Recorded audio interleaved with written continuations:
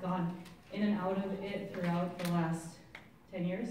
And so he, I helped him jamify this talk a little bit last night. We made it purple, so yeah. But he really has a heart for not just me, but this business, because he sees, I think that I'm speaking for him, but I think he sees what it's done for me and my team. And so I hope you enjoy his talk. So here is Steve.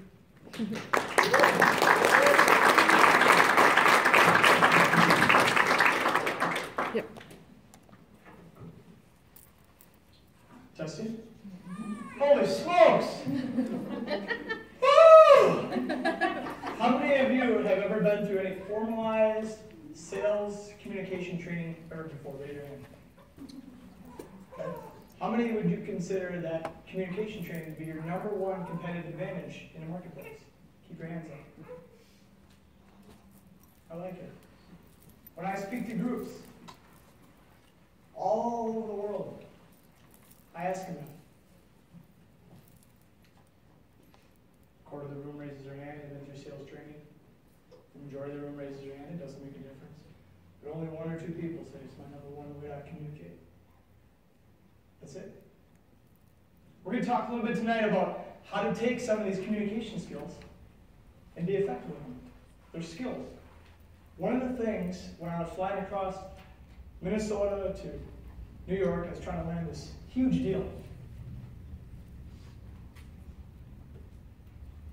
I was reading this book called Seasons of Life.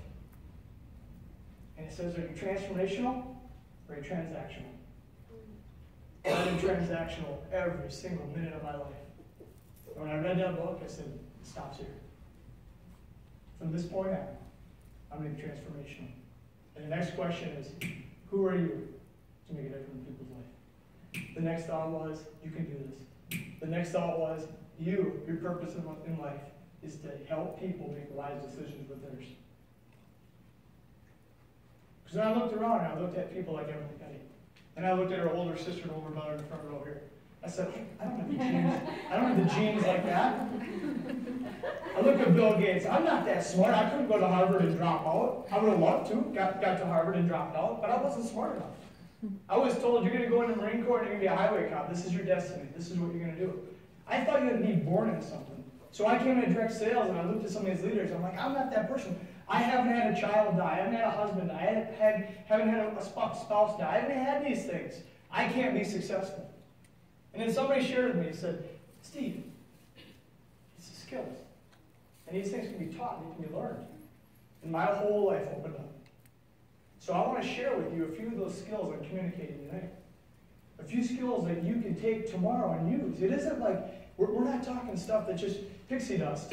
We're talking stuff that actually works with almost everybody you talk to. So the first question I have for you is, what are you selling? What are you selling? What business are you in? Changing lives. Changing lives? Yourself? Making women feel fabulous. I love it. What else? What business are you in? Freedom? Selling freedom? What are you selling? Nothing? What should we sell together? Huh? That's the answer I was looking for. There's someone. How many people have you sponsored in this business?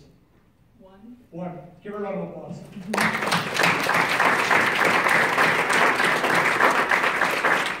Because here's what happens.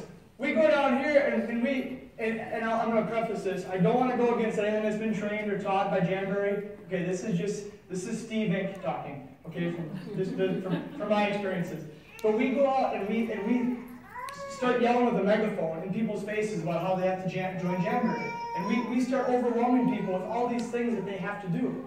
And instead of just going back to the basics and getting to know people and talking to people and finding out their reasons why, a lot of times we don't get taught the skills, or maybe we don't pay attention to the skills on how to do that. So here's someone that I'm going to take on. I'm going to personally mentor her for the next, how long do you want me to mentor for? A couple months? Sure. I'll personally mentor her, and we'll check back in 3 months to see how many people she sponsors. But we're going to give her some skills that she can talk to just about anybody and use those skills to take someone, not all the way to like a sponsorship or anything, but just take them to the next meeting. Just take them to one step.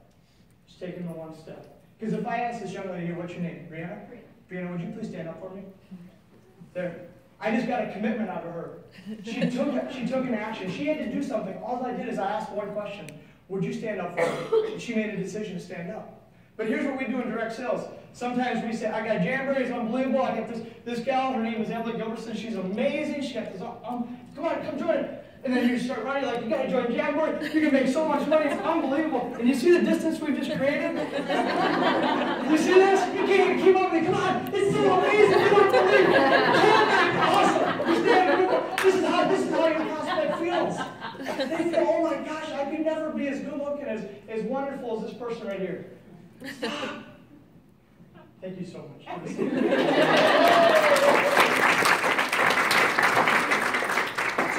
I want you to open up your mind, because if we have, how many of you are open to some new suggestions? Raise your hand if you're open to them. Fantastic. I just got a little bit more buy-in right there. I asked you a question.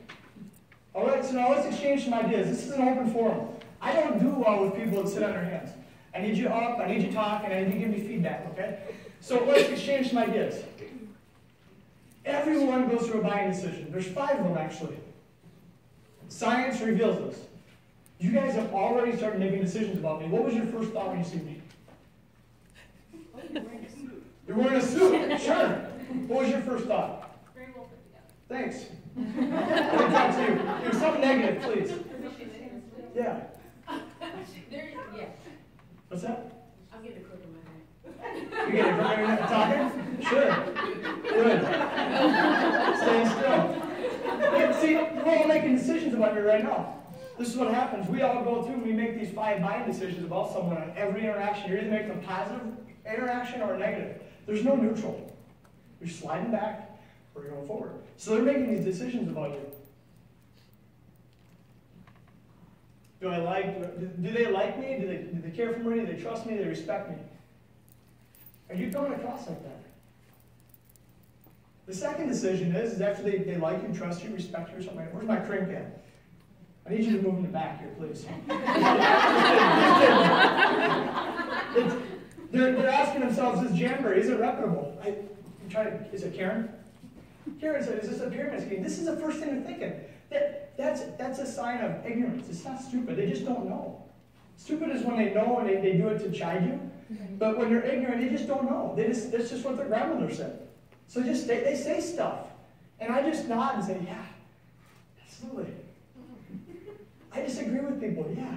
Oh, you're in one of those pyramid schemes. And I just like this. And they look at me and they say, oh, it's not one of those pyramid schemes? I say, what are those? And I have them tell me a story. The third decision is about the product. You guys have an amazing product. I think I could probably sell it. Maybe.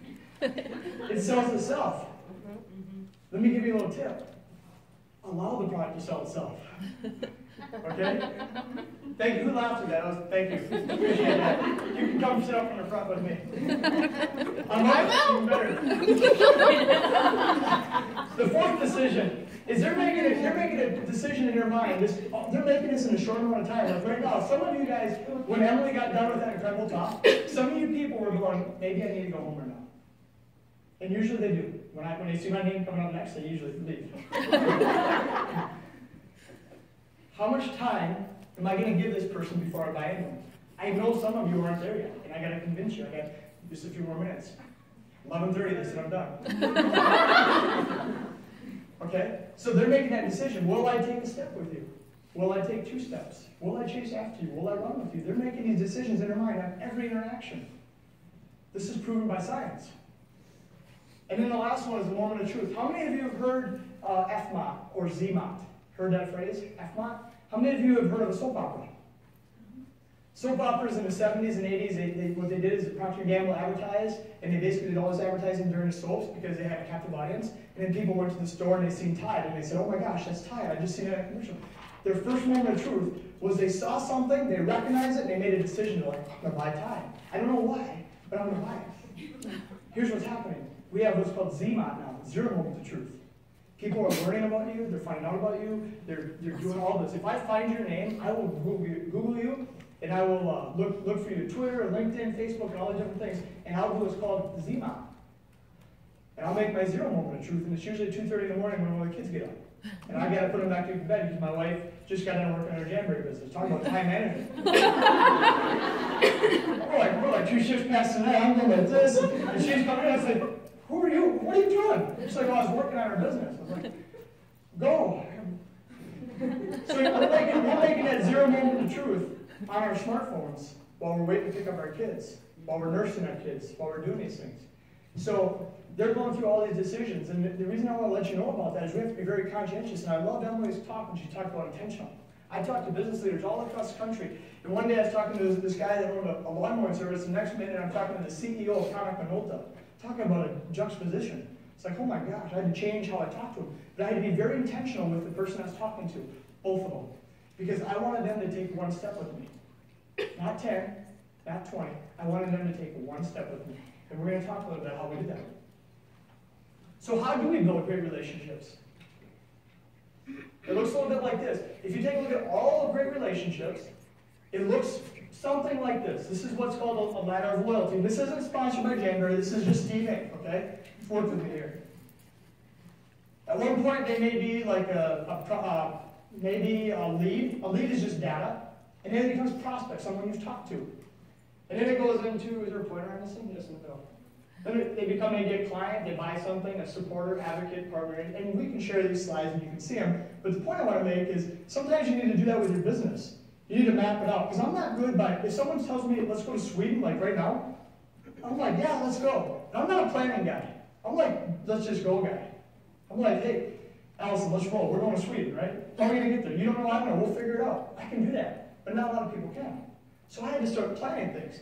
So I took a look at it, and I took your business, I took what Tiffany was doing, and I said, well, this is your landmarks and toll gates. So if you meet someone on Facebook or you're walking billboard and you talk to someone, I know that it's very hard for her to get someone to join the business on one conversation. So my first toll gate that I want her to commit to, or that person to commit to, just take 1 step with me, is right here. I want to schedule a follow-up with them. They're going to have to take an action. They're going to have to schedule something in their day planner. They're going to have to agree to something. And that schedule follow-up basically turns into the landmark. I want to get them to that landmark, but I have to be intentional with my conversation. Okay, we're going to talk about that a lot here at the end. I got to be intentional to get them there, and they have to take an action. I need them to take 1 step with me. And then once I do that follow-up, I'm going to schedule that with them. I'm not telling them anything about the business, consulting. I'm not shoving all this stuff down their throats. Then the next thing is I'm looking at setting up a wear time. And you guys all know what wear time is, right? When I look at this, I'd like try to memorize this something. Wear time, what is this? Wear time. Fitbit? No. Nails. But then I'm going to be intentional about calling them and letting them know. I'm going to ask them when they want to be called about the wear time. I'm not going to tell people, hey, I'll call you on Tuesday or Thursday. I'm going to ask them, what would it look like for me to give you a call? And they're going to say, in the next couple weeks. Great. What day and time works best? You see how I'm not telling them anything? I may propose some things, but I'm asking them, when would you like to be called again? Or I'll say things like this. Most people can't wait to try these on. And when they do, they try them on, they have some questions and all this. How long does it usually take you to get, when you're excited about something, to try it out? Another open-ended question, right? And they usually say, about 2 days. Great. When would you like me to follow up with you? What are they going to say? 2 days. Who said it? Right? So then we have the wear time call. And I'm big on proposing agendas when I call someone. First thing I do, this is a tip, I always, every time, it doesn't matter. Did I catch you at a bad time? Hey, Emily, is Nate there? Did I catch him at a bad time? I allow them to make the decision to spend with me. Right? And then I always propose like an agenda. I propose an agenda. I say, hey, Emily, I want to grab Nate just for a few minutes. I want to talk about how when we were surfing, body surfing, how, when he's working out, he really needs work. And when he lifts his arm up, he turn him this way and do him this way. Okay? And what will happen is actually he won't come home so frustrated. You'll be happier. I'll be happier because I was able to share some of my advice. I'm proposing an agenda now. And did you guys notice the agenda? Who did I focus the agenda around? Her. She's going to be happier. Why? Because her husband's happier. So I propose an agenda. I state the value to her. And then I ask this. when would be a good time to talk to him? And she said, right now. It was over 2 days ago, you should have called. Right?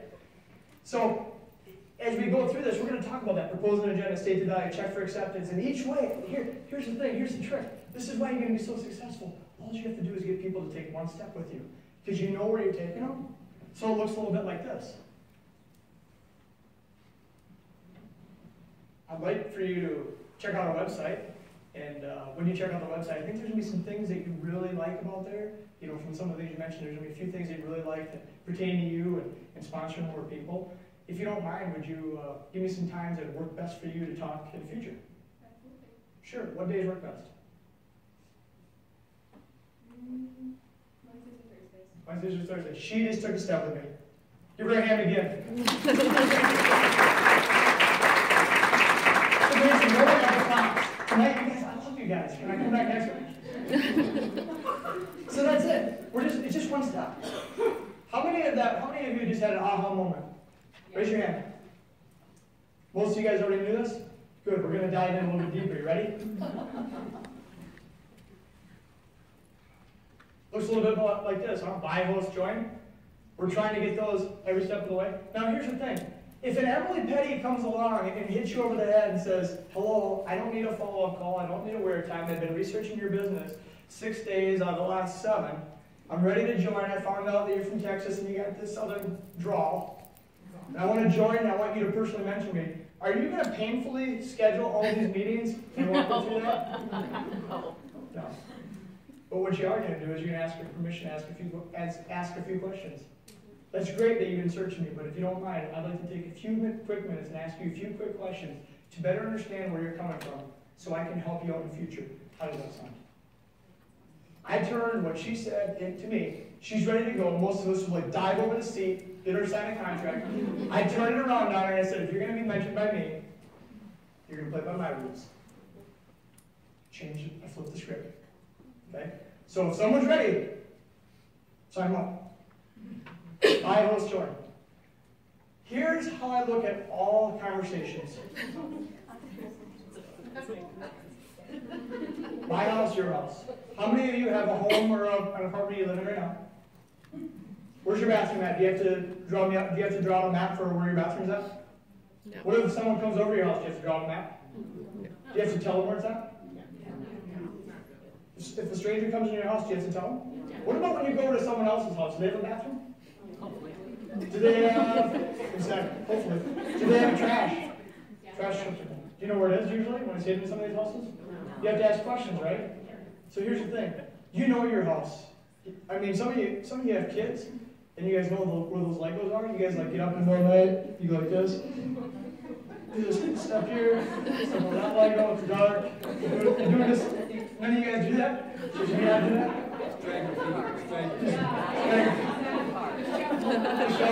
Lego shuffle. I'm riding home with a gentleman the other night, and this is a new friend of mine. So we're in a courtship stage, and friendships are courtships.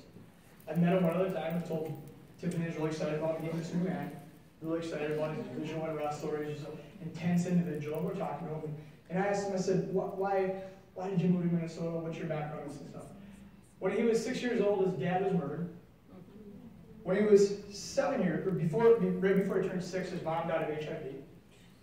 His grandmother died when he was 16.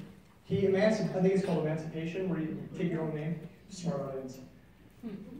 I'm listening to this because I asked him on the way back. He said, "Tell me a little of your story." Because I wanted to go to his house, right? So as he's telling me the story, I'm going, I had so many things that I wanted to say. I wanted to impress this pretty accomplished former Division I wrestler, very accomplished gentleman who talking about muscles, he's got muscles coming out of his earlobes. Which is ripped, right? I'm like, you're like the man. And I thought, Steve, I gotta get into his house. I want him to tell this story because I know that's how we'll build a great friendship. And here's the thing. He shared it with me on the way home. He says, "You're the first person I've talked to in Minnesota that actually asked me about myself." It says, even my own mother-in-law, who I love, asked me. She asked me one time if I've ever watched Gone with the Wind. And he goes, "Steve, Gone with the Wind is when I walked into a home and I was 14 years old. And there's drugs on the table. And people are having sex. And my friends' mothers are trying to sleep with me. And this lady asked me if I've ever watched Gone with the Wind. I know something about wind, and I was out of there. I had a lot behind me. You know why? That person, even his own mother-in-law, didn't go into his house. So when we ask questions, we need to be thinking about going into someone else's house. And this is the way I look at all communications. I cannot stand communications like this. Allison, you're going to do this, you're going to do this. I love communications like this. You pull up. Allison, what do you see up there? Your house? Which one's mine? The yellow one? Why do you see me living in a yellow house? It's the middle one, so I just picked that one. Sure. If you could have any one of those houses, any one of them, which one would you choose? The triangle pointy one? This one there? What do you like about it? It stands out. Stands out? Wow. If you could walk, if that was your house, how many people do you think you could invite to come over to that house? Probably the entire city. How would you invite the entire city to your pointy house? To share it with them. To share it with them. Why would you want to share it with them? If I enjoy it so much, then other people would too. You must have an incredible heart for others. Where does that come from? My parents. Really? What room would you give them? The top. Everyone, even in the back row, you. Which house did she pick up? I can barely see it. Sure. The Transamerica Pyramid. The Transamerica. Why did she pick it? Because it's pointy and it stands out. Pointy and stands out. Why else did she pick it, class? To give her family the top floor. She could invite her friends. Yep. Why else did she pick it? Give her parents the top room. She gave her parents the top room. Why did she want to have a lot of people over? Share it. What did we just learn about Elsa? Has a huge heart. Did I tell her anything about my house, where I lived, and how great I was? Nothing. But when we sit here, like this, we rip our coat off or whatever, and we're like, hey, I'm the most unbelievable sales communication trainer in the world. You gotta listen to me. Is she even remotely interested right now? And by the way, you can join Jamberry. People are gone, man. They're gone. See, when you live a transactional life, it's all about you. It's all about everything that you can do and everything how you can impress people. But when you focus transformational, you start looking at that and you ask people, even when they walk into your house, even when it's your house and they walk in there, you allow them, hey, just out of curiosity, I'm thinking about changing these walls in 20 years. What colors would you change these walls? Allow people to ask you, to tell you their story. That's the whole point of this, is allow people to tell their story. Because their story is ultimately how you build those great relationships. Okay? Anybody refute that? We good? We still in compliance? Okay? We don't have Adam, like he's not periscoping or texting me right now. So we ask a lot of open-ended questions: the who, what, why, where, how. Tell me more about. Explain. I look at it this way: always ask questions as if you're very curious. Okay, kind of like my 5-year-old. He kicked open a door one day, like 6 in the morning, and he's notorious for he's a talker, right? And I'm standing up to go to the bathroom, and he says this unbelievable question. I couldn't believe that he asked this. He goes, Daddy, do you pull yours through or do you pull it over your boxers?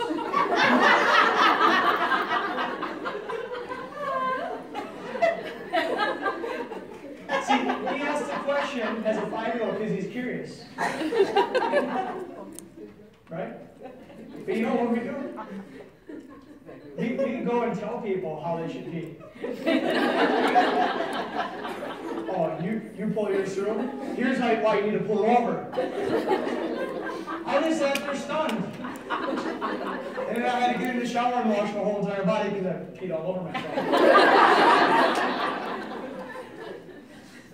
So when we ask questions as we're curious, We're really in their house because we don't know where the lights are. We don't know why they put the colors. We don't know why they want to put a building. We can make all these assumptions. We could assume that Allison has a huge ego and she wants the one unique building. We could make that grand leap right away and make a judgment.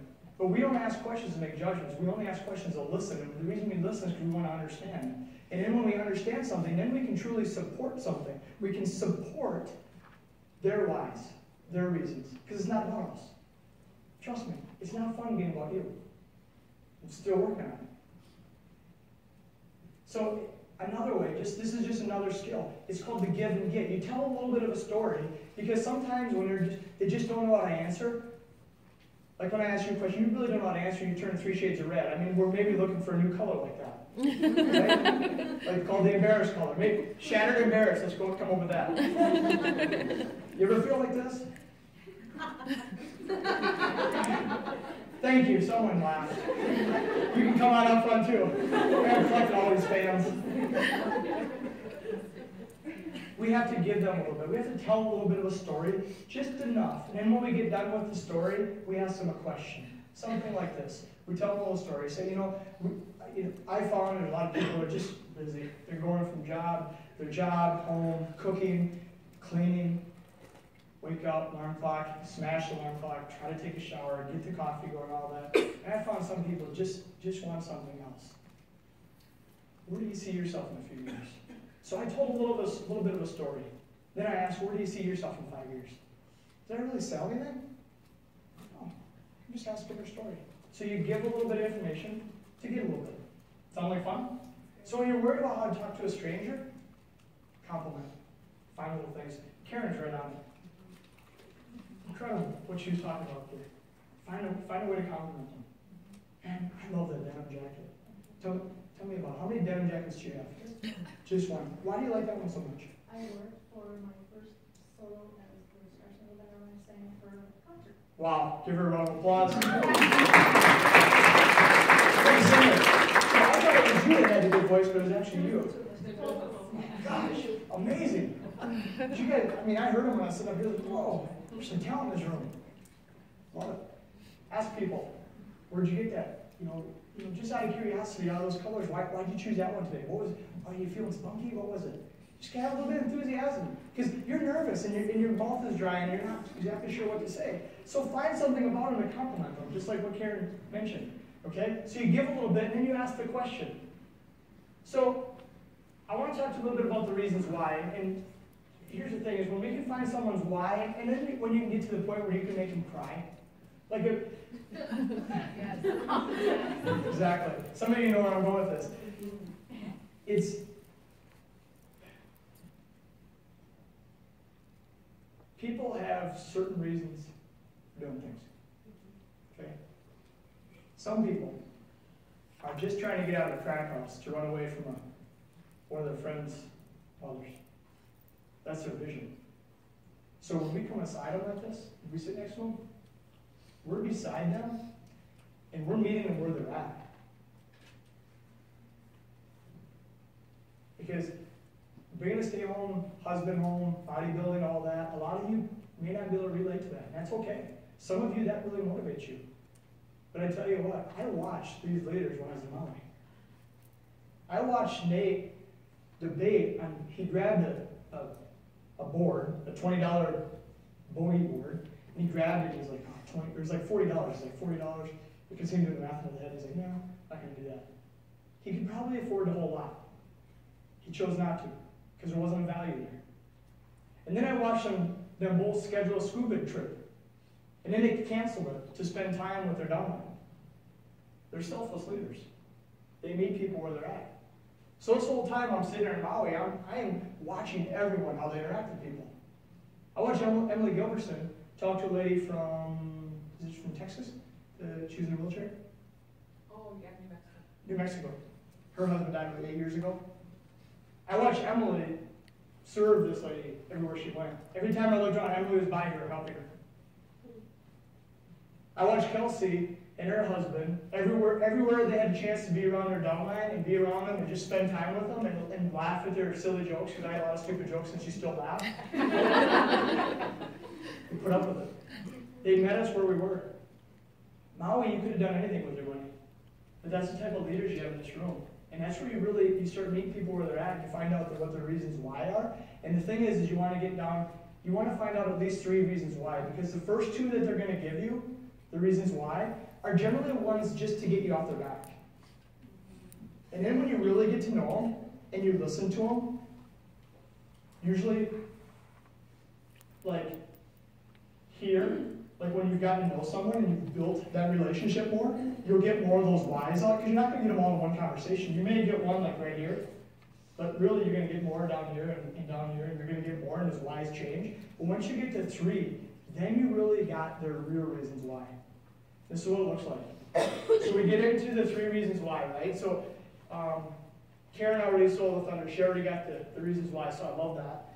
But here's what we want to do with those whys.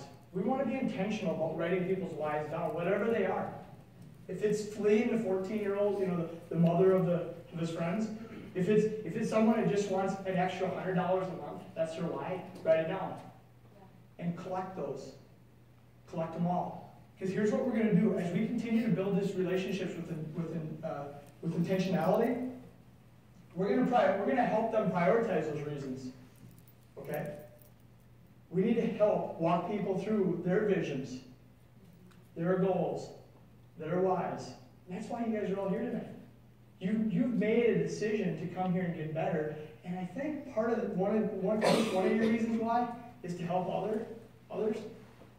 So we need to be intentional as leaders to help pull out of people. So we have to prioritize all those reasons. And then the most important thing, right? Once we get all of the reasons, I always ask this question. You've mentioned that you want to have a stay-home husband. You want to be able to pay for this. You want to take your kids on vacation. You want to also be able to have a home in Minnesota and Texas. What am I missing? And I always ask that. What am I missing? What would you add to that? Let's dream a little bit here. What would you add to that? If you could wave a magic wand, here's a question too. If you could wave a magic wand in 1 year, what would you like to accomplish? Because now we're not talking real stuff. We're not talking about sponsoring 2 people, which may feel like a lot. We're just talking about magic wand. We're talking pixie dust stuff right here. So, hey, if you could wave that magic wand, what would you want to accomplish in 1 year? And they'll tell you. Because you've listened to them. And now you ask them this question here. How much do you believe it? See, when you ask them how much they believe it, that's how you meet someone where they're at. Because if I ask you how to be an elite executive, you probably want to be one. Maybe. At this point, you just want to sponsor 2 people. Yeah. So if I say in a year from now, let's do it. In a year from now, where do you want this business? What do you want this business to do for you?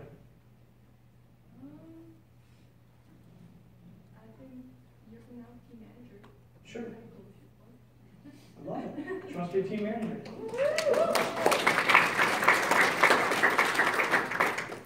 Now, as a team manager, how believable, right now, be honest with me here, how believable do you think that's accomplished? How much do you believe you can accomplish in 1 year? There it is. She just said, I want to be a team manager. We all clapped. She shook her head no. But you know what? We left her at the altar. She wants to be a team manager. Emily, she's joined us. She wants to be a team manager. I got a hot one. She's ready to go. And we left her back there. And she's sitting there because we didn't meet her where she's at. We didn't ask her why. We didn't ask her her belief level. So these are all open-ended questions, and these are things that we can just ask. Here's the key. I have a thing called GQs. They're called great questions. And every time I hear a great question, I got 3 pages of notes of all these questions that were set up here. And I write them down, and I add them to my GQ list. There's no subliminal stuff behind it, maybe. Thank you. My sense of humor usually is like up there, sometimes below it. It's a little slow. Sometimes when I get the heckler, I usually don't laugh at him, but I look back, I find him afterward, and I said, dude, you're really funny. But I just can't laugh at him because I can't give him my floor. This is my space. But what about his story? Exactly, right? It's my time. That's enough of it. No talking. So let's ask Liz. Liz, why are you here? Get out of my slump. What's your slump? I got busy and out of practice and out of my high, and now I'm in a low. You know what? You made a valuable decision to be here tonight. What have you learned in it that's going to help you get out of that slump? Change my attitude. Hold on. What's the next question we're going to ask her? I think you can. Let's ask her. Let's just when you're asking tough questions, put a lot of context in front of me. Hey, can I ask you a tough question? Sure. How much do you believe you could change your attitude? 75%. I got to meet her there. Now give her a hand.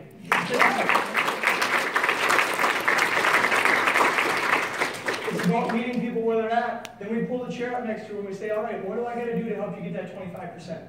So now I get the gap. Now my job as a leader is to help her fill that 25%. Okay? But we leave people at the altar too much. Why? Because we get so transactional. And we got to sell jams. We got to post our claws. That's all Tiffany posts, is claws. I know, because I feel them. Like right now.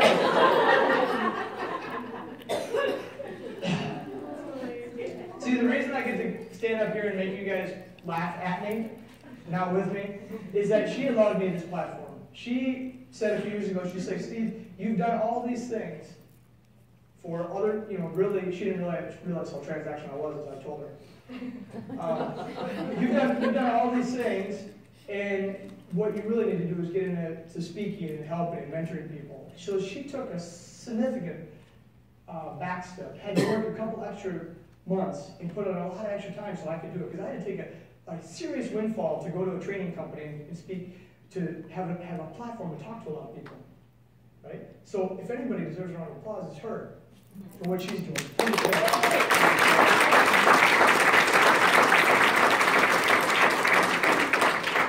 So then we get to this. We find out why it's important to them. And we want them to prioritize it. So we get all the reasons why, we collect all of them, we have them put in a priority, and the really fun thing is, this always works, is when you have people and you stay back to them the things that they want out of their life, and then you say, hey, great, hey, how fun would it be to kind of put those on paper? Let's put it down on paper right now, let's put it in our phones right now, and they'll do it, they'll start opening it up. And then you go, okay, now just list everything, all your reasons why. What are we missing? What were we at? Now if you were to put like if you were to prioritize those one or two, what would you put up the top? And then you find out, that's when you find out the real reasons why they're doing something. Okay? And then you ask them why it's important to them. Why is one or two the most important to you? Because all the other ones were really things they just told you to get you off the back. So it was. Let's just be honest. It's called in the corporate world, it's called the need behind the need. I call it the why behind the why. So story time. This is the best part. I love it.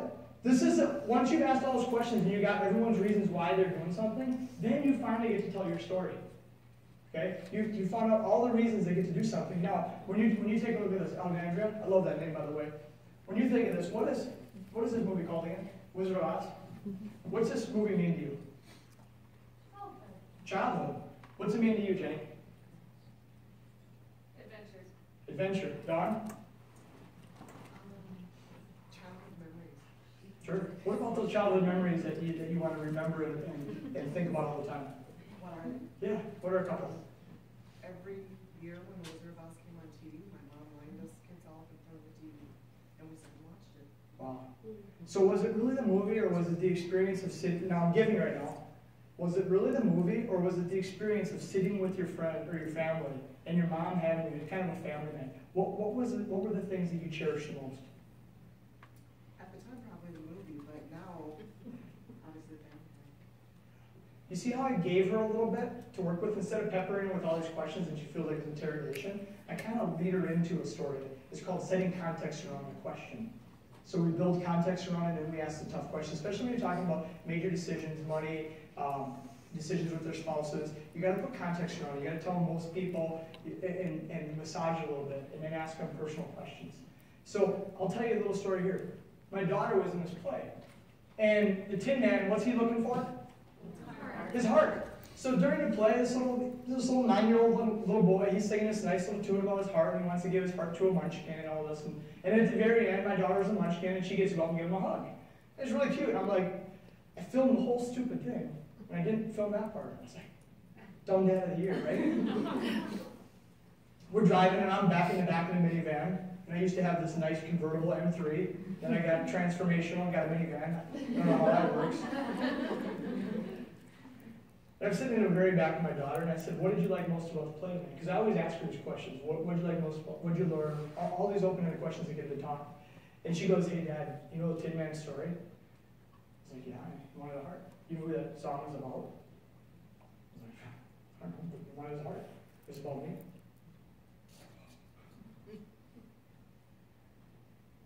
The Wizard of Oz, to her, is about the Tin Man loving her, finding a heart to give to her. That's what it means there. So we ask a lot of questions around people's whys, right? And then when we tell the story, we insert their names. We put their names in there. So instead of Goldilocks and the Three Bears, I turn around and say Abigail and the Three Bears. Instead of Jamberry and Emily Petty, I turn around and say Alexandria and Jamberry. And I put them in a situation, I tell a story to them. Because they already gave me all the reasons why. All the tough stuff is done. The rest is just supporting them and putting them in that. Giving them a little bit of a vision. Giving them an olive branch to grab onto. Meet people where they're at. So that those stories will allow us to do that. Does that make sense to everyone? If that doesn't, if I lost you a little bit, let me know. But it's just, when you talk about your business, put it in context of their house, their whys, put it in how they can realize it. And meet them where they're at. If it's $100 sponsoring one person, getting 25% more of a bit more confidence to do this in your slump, whatever. Hey, I've found a lot of people that are in slumps just like you. You know what? We've got a few skills that we can help you, get you through that slump. How open are you to changing a few things about yourself to get through that slump? Yeah. So, why do we miss the target? When we're asking for that next meeting, why do we miss it? Here's the reason. We don't aim right, so we didn't plan for it. Okay? The second reason is we don't recognize the signals, the language. The language is I like, I would love, this would be awesome, that's fantastic. We take those things, we hear I like, I love, that'd be awesome, and we try to sell them right away instead of finding all the other reasons. Once we get all the reasons, then, if we have a plan, we recognize the signals, I like this, I love this. Then we get into the process, and this is a skill I'm going to teach you today. I'm going to teach you how to communicate and how to get a decision, collect a decision on every interaction. You guys ready? A little bit or a lot? A lot. All right, let's do this. So what we're going to do is how we collect a decision with everyone. Since we had a great conversation, we went into whose house? Their house. What did we ask them when we were in their house? About their story. How did we go about it? What skills did we use to allow them to tell us their story? Open-ended questions. Focus on that. We asked open-ended questions. That's a skill right there. It's a questioning skill and it's a listening skill combined. Okay? So asking open-ended questions. What are they? Who, what, where, why, how, when? Okay? Tell me more, explain, those types of things. Now, once we get those, okay, we're going to summarize the conversation because we have all the whys. So let's go ahead and summarize the conversation for Brianna. As a group here, let's talk about that, or even amongst yourself. What are some of the things that Brianna wants? She wants to be a team manager. What else does she want to do? She wants to sponsor what? 2 people. What else does she want? Team. No, she said that already. That's kind of what we got. We got to 2, right? Yeah. So here's what we do: is we summarize the conversation with Brianna. You want to summarize the conversation we had? How open are you to summarize it? Who is open to summarizing the conversation with Brianna? Please, summarize the conversation with Brianna, just like this. Summarize the conversation, and I want you to propose the next steps where you just schedule a follow-up with her. Okay? And then ask that question. What are your thoughts? Do you want to get started? Go ahead, nice and loud so everyone can hear you. Okay, yeah, you don't have to worry about that with me. So Brianna, what I heard you say was that you're hoping to sponsor at least 2 more people and then hit team manager within the next year. Is that right? That's fantastic. When would be a good time to set a little bit of time for us to coach through that, like what the next steps might be? Probably next week. Did you tell me earlier that Wednesdays and Thursdays were good?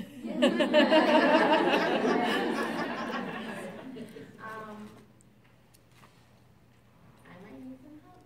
That's okay. That's okay. So here's what we do. We say, hey, you mentioned you want to be a team manager, you want to sponsor 1 or 2 more people. Here's what most people do is they go back and they do some of this stuff.